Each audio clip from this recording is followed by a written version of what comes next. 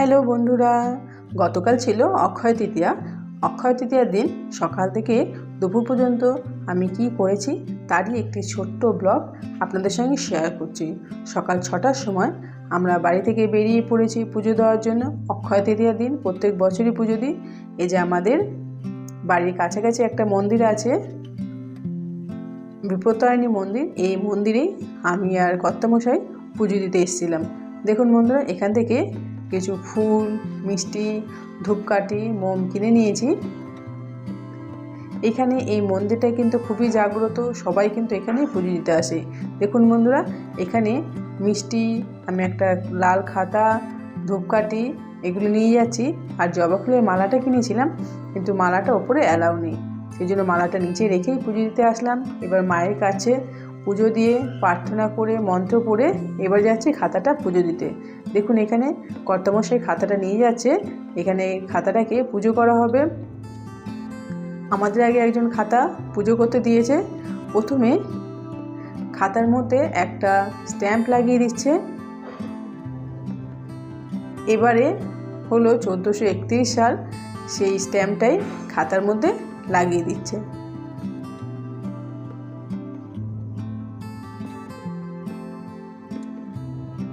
প্রত্যেক বছরই হয় পয়লা বৈশাখ, নাহলে অক্ষয় তৃতীয়ার দিন আসি। বেশিরভাগই কিন্তু অক্ষয় তৃতীয়ার দিনই পুজো করতে আসি, কারণ পয়লা বৈশাখের দিন প্রচণ্ড ভিড় হয়, আর অক্ষয় তৃতীয়ায় একটু ভিড়টা হালকা থাকে বলে অক্ষয় তৃতীয়ার দিনই বেশি আমরা পুজো করতে আসি। দেখুন বন্ধুরা, খাতাটা পুজো করা হয়ে গেছে। এবার এখান থেকে একটু প্রসাদ দিয়ে দিচ্ছে। এবার পুরো মন্দির চত্বরটা একটু আপনাদেরকে ঘুরিয়ে দিচ্ছি যে কত সুন্দর। এখানে নানা রকম অনেক ঠাকুরের মূর্তি তৈরি করা আছে। দেখুন এখানে গণেশজি, আর এখানে যারা যারা অবতার রূপে পৃথিবীতে এসেছেন তাদের সব মূর্তি এখানে রাখা আছে। এই মন্দিরে আসলে কিন্তু খুবই ভালো লাগে। দেখুন, যা পুরো ভারতবর্ষে যেসব সাধক জন্মেছিলেন তাদেরই মূর্তি ওখানে ছিল। আর এটা হচ্ছে মা দুর্গার একটা বড় মূর্তি, খুব বড় মূর্তি ছিল এটা, দেখতে কিন্তু খুবই সুন্দর ছিল। এবার পুজো দিয়ে আমরা বেরিয়ে পড়লাম। বাইরের দিকটা একটু আপনাদেরকে আরেকবার ঘুরিয়ে দেখিয়ে দিচ্ছি। খুব বড় জায়গা নিয়ে কিন্তু এই মন্দিরটা তৈরি করা। দেখুন কত সুন্দরভাবে সাজানো গুছানো, আর ভিড় কিন্তু একদমই ছিল না, খুবই ফাঁকা ছিল। আমরা সকালবেলা খুব তাড়াহুড়ো করে এসেছি যে যদি ভিড় থাকে তাহলে পুজো দিয়ে বাড়িতে ফিরতে কিন্তু দেরি হয়ে যাবে। যেন কর্তামশাই একদম আগে আগে পুজো দিতে বেরিয়ে পড়েছে। এই যে মায়ের কাছে পুজো দেওয়ার পর আমরা আর এক জায়গায় যাচ্ছি। দেখুন পাশে একটা ছোট্ট পুকুর, এই পুকুরে না প্রচুর মাছ থাকে। মাছটা ঠিক আপনাদের ভালো করে দেখাতে পারলাম না। আর এইখানে একটা সমাধি করা আছে, এইখানেই সবাই ধূপকাঠি, এই যে আমরা মালাটা কিনেছি সেই মালাটা এখানে রেখে দিলাম, ধূপকাঠি মোম জ্বালিয়ে এখানে আরতি করা হয়। দেখুন ধূপকাঠি আর মোম জ্বালানো হয়েছে। এবার কর্তামশাই আরতি করছে, আগে কর্তামশাই করে নিচ্ছে, তারপরে আমি আবার ধূপকাঠি মোম জ্বালিয়ে আরতি করব। এই যে আমাদের পুজো দেওয়া হয়ে গেছে। এবার আমরা বেরিয়ে পড়ছি। একটা জায়গায় জুতো রাখা ছিল, সেখান থেকে জুতোটা নিয়ে এবার আমরা বেরিয়ে পড়ছি। খুব অল্প সময়ের মধ্যে কিন্তু পুজোটা হয়ে গেছে, কারণ ভিড় কম ছিল। আবার এখানে আসবো হয়তো পরের বছর। এবার বাড়িতে এসে টিফিন যা করলাম সেটা আপনাদের সঙ্গে শেয়ার করলাম না। দুপুরবেলা খুব সুন্দর একটা নিরামিষ তরকারি রান্না করেছিলাম, সেটা হলো এই ঝিঙের তরকারি। খুবই খেতে কিন্তু টেস্টি হয়েছিল। এর আগেও আমি আরেকবার তৈরি করেছিলাম।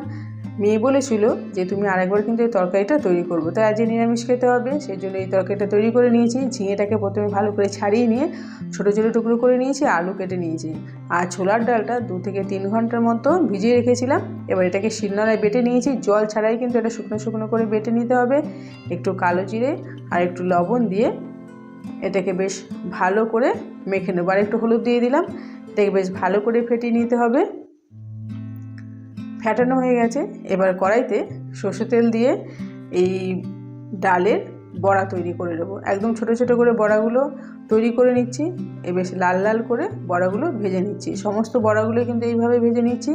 এটা খেতে কিন্তু খুবই টেস্টি হয় বন্ধুরা। যে কোনো নিরামিষের দিন আপনারা অবশ্যই একবার এইভাবে তৈরি করবেন। এবার কড়াইতে যেটুকু তেল ছিল ওই তেলের মধ্যে আলুগুলো ভেজে নেব। আলুগুলো এখানে বেশ ভালো করে লাল লাল করে একদম নরম করে ভেজে নেব, তাহলে কিন্তু তরকারিটা খুব বেশি করে রান্না করতে হবে না। দেখুন এবার একটু হলুদ দিয়ে দিলাম, হলুদ দিয়ে আলুগুলো লাল লাল হয়ে গেল, আলুগুলো এবার তুলে নিচ্ছি। এবার কড়াইতে যেটুকু তেল রয়েছে ওই তেলের মধ্যে আমি এবার ঝিঙেগুলো ভেজে নেব। বন্ধুরা, ঝিঙেগুলো একটু খোসা খোসা রেখে দিয়েছি, কারণ এগুলো যখন ভাজবো তাহলে একদম নরম হয়ে যাবে না, নেতিয়ে পড়বে না। আর খোসা সমেত রাখলে কী হবে, একটু শক্ত শক্ত থাকবে, দেখতেও ভালো লাগবে আর খেতেও কিন্তু ভালো লাগবে। ঝিঙেটা একটু ভেজে নিচ্ছি, একটু হলুদ দিয়ে নিচ্ছি। দেখুন এখানে কিন্তু গ্যাসটা বাড়ানোই আছে, সেজন্য কিন্তু ঝিঙের থেকে আর জল বেরোয়নি।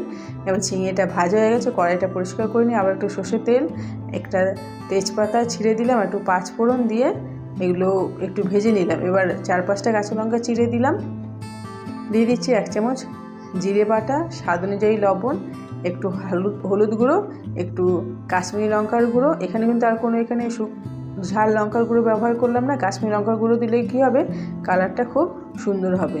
এবার এগুলো ভালো করে কষিয়ে নিয়েছি। আর একটা টমেটো আমি বেটে নিয়েছিলাম, সেই টমেটোটা মশলার সাথে দিয়ে বেশ ভালো করে কষিয়ে নেব। বন্ধুরা, সকালবেলায় তো দিনটা বেশ ভালোই কাটলো, পুজো দিতে গেলাম। এবার এর মধ্যে দিয়ে দিলাম আর একটু ধনের গুঁড়ো। এবার মশলাটা ভালো করে কষিয়ে নেওয়ার পর ভেজে রাখা আলু আর ঝিঙেটা মশলার মধ্যে দিয়ে দিলাম। এবার মশলা সমেত এগুলো বেশ ভালো করে কষিয়ে নেব। এখানে কিন্তু বেশিক্ষণ রান্না করতে হবে না, কারণ ঝিঙে আর আলুটা আগেই ভাজা ছিল, অল্প একটু কষিয়ে নিলেই কিন্তু হয়ে যাবে। এবার দিয়ে দিচ্ছি এর মধ্যে পরিমাণ মতো গরম জল। এখানে কিন্তু ঝোলের পরিমাণটা একটু বেশি দেবো, কারণ বড়া দিলে ঝোলটা কিন্তু শুকিয়ে যেতে পারে, সেই জন্য জলের পরিমাণটা একটু অবশ্যই বেশি দিতে হবে। এবার যে তরকারিটা ফুটে উঠলো, এবার ভেজে রাখা বড়াগুলো দিয়ে দিলাম, বড়াগুলো দিয়ে একটু নেড়ে চেড়ে নিলাম।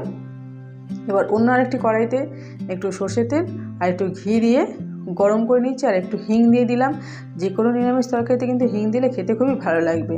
এবার তরকারিটা কড়াইতে ঢেলে দিলাম। বন্ধুরা, এরকমভাবে আপনারা নিরামিষেতে একবার রান্না করে দেখবেন, খেতে কিন্তু সত্যিই ভালো লাগে। এটা একদম রেডি হয়ে গেছে, আর ঝোলটা দেখুন বেশ পাতলা আছে, এটা আস্তে আস্তে ঘন হয়ে যাবে। এবার গ্যাসটাকে অফ করে দিয়ে এটাকে 5 মিনিটের জন্য ঢেকে রাখলাম। দেখুন বন্ধুরা, 5 মিনিট পরে কত সুন্দর দেখতে হয়েছে, খেতে কিন্তু খুবই টেস্টি। বন্ধুরা, আজকের এই ব্লগটি এখানেই শেষ করলাম। আজকের এই ব্লগটি যদি আপনাদের ভালো লাগে তাহলে অবশ্যই একটা লাইক করবেন, কমেন্টস করবেন।